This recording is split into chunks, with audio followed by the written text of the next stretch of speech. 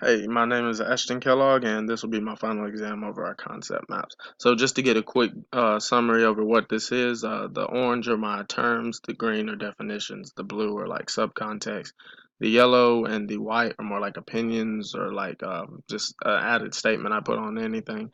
And the pink was a term that just I felt like it was built off of other terms. So.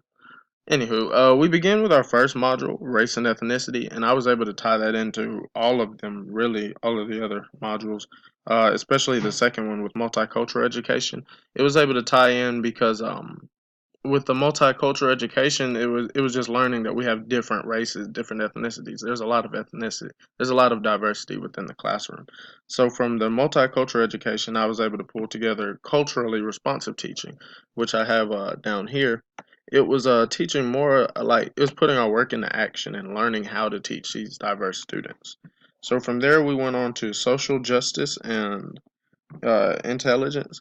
So with that is where we just learned that there's different classes of people. We have to teach different, not only different ethnicities and races, but we're teaching different social classes, like people in poverty, people who are wealthy. There's a large wealth gap within the economical system, and we have to learn how to conform to that as well. So then I have class and socioeconomic status, and that just reached a little bit further into teaching us about like the different types of classes that we have, and that there's different levels of poverty. There's different levels of privilegedness that, and we just have to learn about that and how it can actually end up creating an academic gap for our students.